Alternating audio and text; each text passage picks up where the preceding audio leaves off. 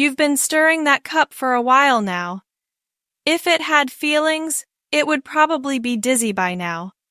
I'm trying to see if the coffee can disappear on its own. If I stare long enough, maybe it'll evaporate out of embarrassment.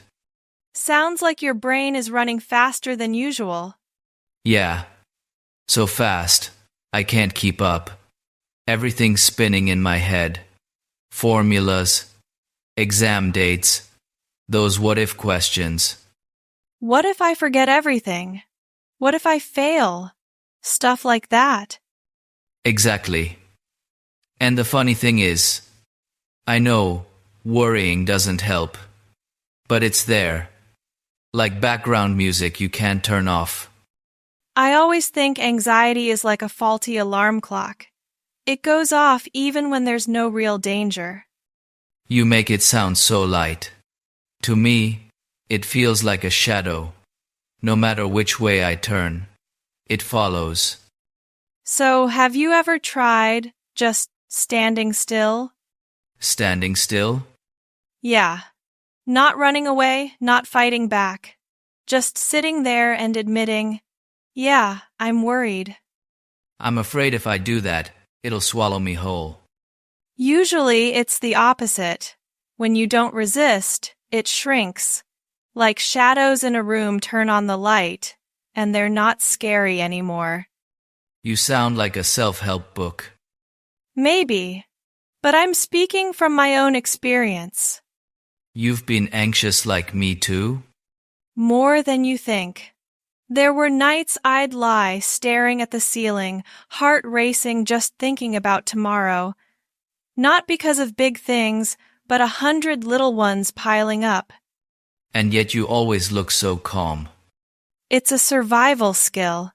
When you can't control everything around you, you learn to control how you appear first.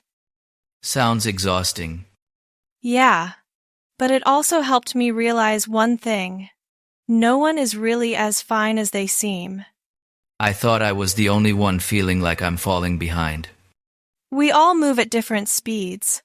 It's just that social media makes people forget that. Right.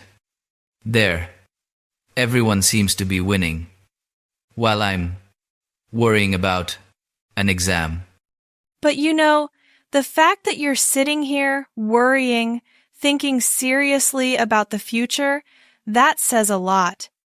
Says what? That you care. And people who truly care rarely give up. Hearing you say that makes me feel a bit lighter. Not much, but enough to breathe deeper. That's enough. You don't have to stop worrying all at once. You think, when I get to the exam room, I'll just panic again. Maybe. But you'll also sit down, open the paper, and do one question at a time. Not because you're not scared, but because you dare to face it. You talk like you've already seen it happen. No, I just believe in you a little more than you believe in yourself. Thanks. No problem. In return, you have to promise me one thing. What? After the exam, no matter the result, we'll still sit here. Drink coffee. Talk nonsense. No avoiding. Okay. I promise.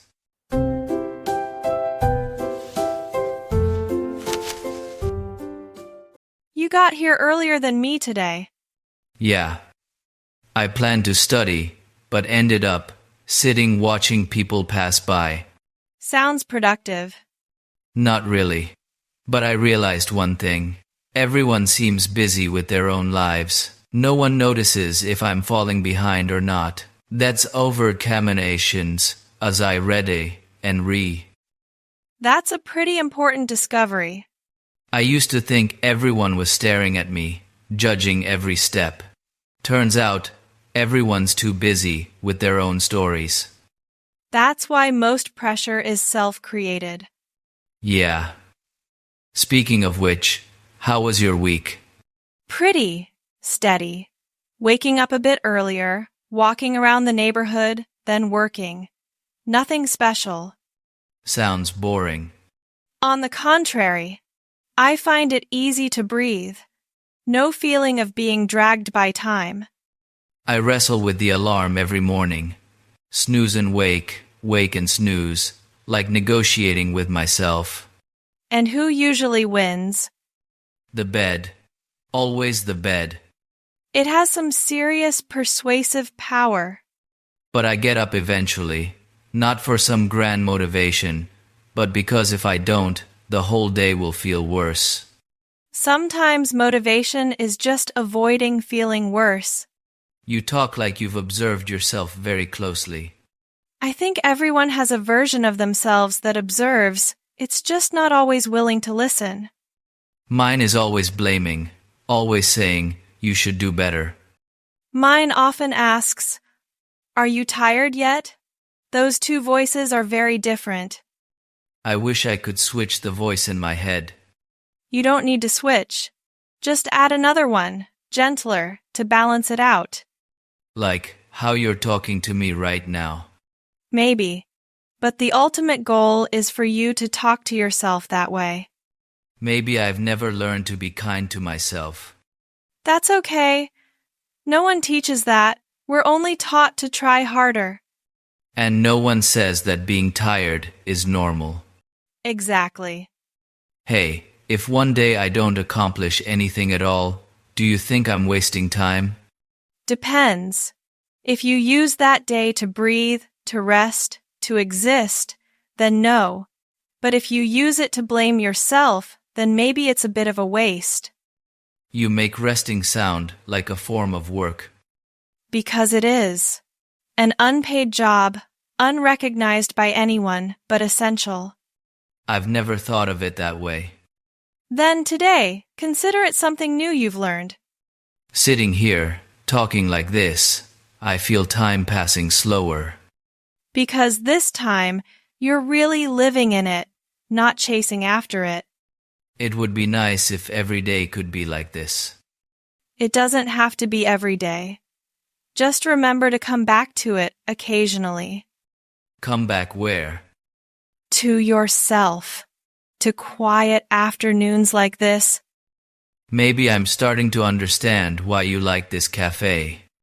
Yeah. It doesn't rush anyone. Thanks for sitting here with me. Really.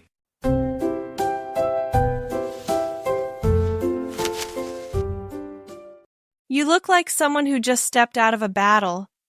I think that's pretty accurate. So it's over? Yeah. Really over.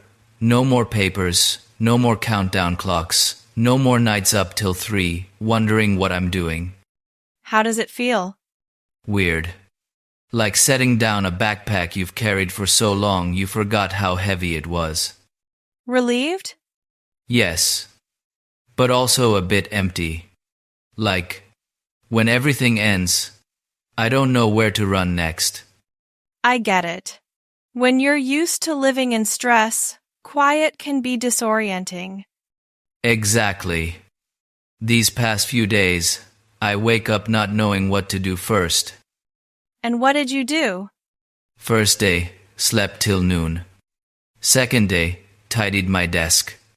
Third day, sat here all morning, watching people come and go. Doesn't sound bad at all. I'm starting to think so too. No big goals, but it feels easier to breathe. Sometimes, having no goals is a form of rest. I used to think if I'm not always moving forward, I'll get left behind. And now? Now, I think, sometimes standing still is a way to survive. You've come a long way, Ethan. I'm not sure where I've gone. But you're different from before. Your eyes now, less tense. Maybe because I don't have to prove anything right now. So, what's next? Any plans? I think I'll give myself some space. Do things I used to like but forgot. Read books, not for school.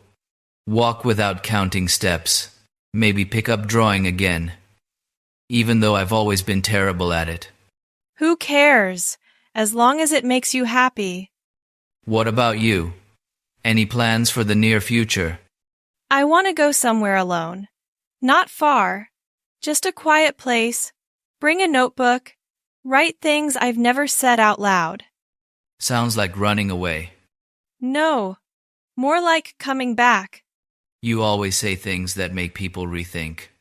Because I've been very confused too, and I know how heavy that feeling is.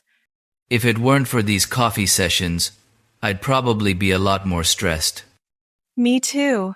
Having someone to talk to be silent with, is a blessing. When things get busy again, do you think we'll still sit here? Maybe not as often as now, but I believe we'll find a way. I like that thought. Life will sweep us away again, but at least we know there's a place to return to. An afternoon, a familiar table, a cup of coffee. And a conversation where you don't have to pretend to be strong. Yeah, just be yourself. Thanks for being here, for listening. Thanks for staying. I think, even if later we each go our separate ways, this moment will still linger somewhere in me. That's enough.